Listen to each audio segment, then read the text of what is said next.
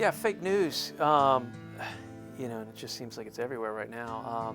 Fake news to me is anything that just doesn't fit into this kind of legitimate category for what, at least as a journalist, we kind of define as going through what to me, and having been a journalist and teaching journalists, is kind of like a rigorous, background checking, making sure that we've talked to the proper sources, making sure that we've followed everything ethically that we know how to do. I definitely negative. I mean, couldn't be any more negative, because really, and I see it being kind of twofold too, because to me what we're seeing is both kind of this illegitimate journalism going on that's placed for negative reasons, to sway the public in a number of different ways. I mean, we see it, so much is talked about, like with Trump and Russia, but you're seeing it across the boards in so many ways. And so you've got kind of this traditional definition of it. As bad right now is just that the term is being thrown around left and right, and so now you have real legitimate journalistic efforts that are being labeled as fake news. Just the label now, just that people can kind of use this term, which is widely held, and change our opinion about organizations that are reputable, that do go the extra lengths to make sure that what they're putting out there is journalistically sound.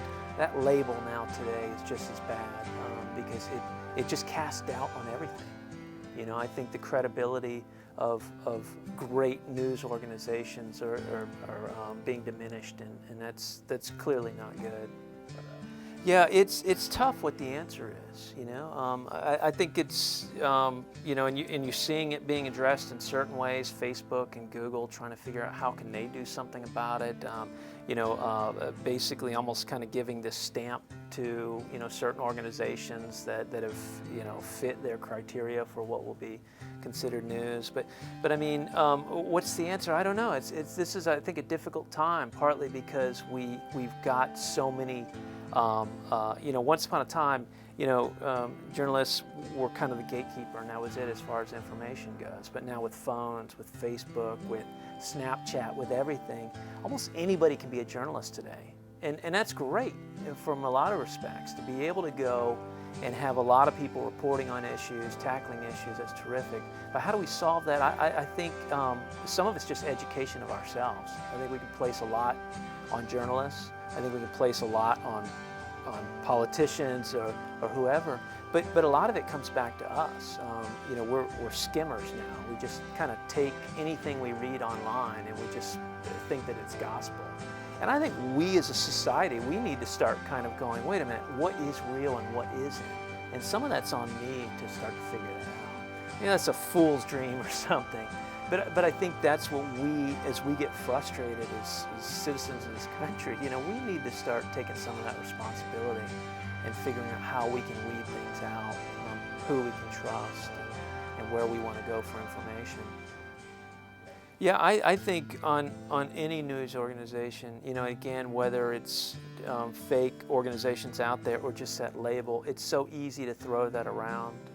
It's not just administrations calling out journalists or college publications. It's students on campus, different organizations. And so I think you feel this up and down the board. It's not just CNN.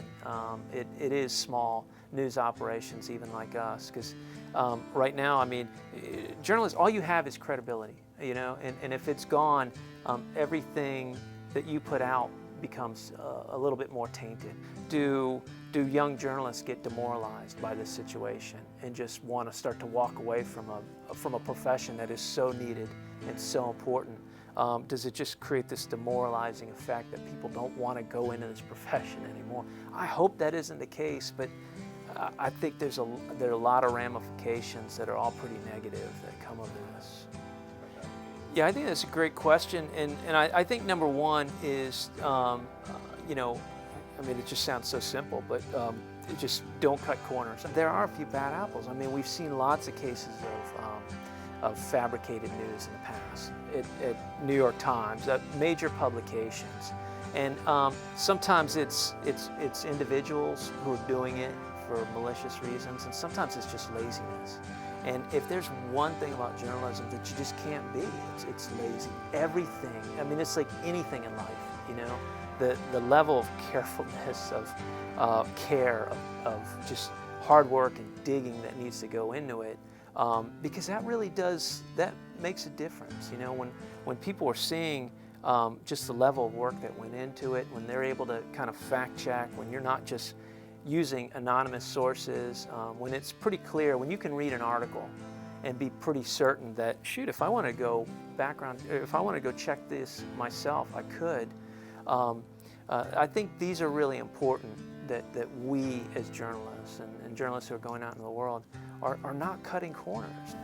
Last question, completely opinion. Yeah. Do you think this whole fake news thing is kind of something that's almost like a bookmark towards the end of journalism, or something that could spark a resurgence of a whole new, well thought out journalism, or just some trend that's going to pass? I hope it's something that doesn't last and doesn't have a lasting impact on journalism. I don't think it will. I think journalism, you know, there's so much talk about, is journalism dying? Is this? But the reality is we consume more information than we ever have, and there are more ways to consume information than we've ever had. We need information. We need good information. You know, is this something? I mean, we've always had issues like this, yellow journalism of the past, all these types of things, and it's really a matter of kind of cresting a hill. I think people are kind of fed up with it, you know. And so I think some of this will die down, but it's certainly not something that we can get complacent at. Certainly not as journalists or communications professionals, but the public too. I mean, I think it's something that we have to demand better information, better work by journalists. So I am always optimistic about the future, and certainly about journalism.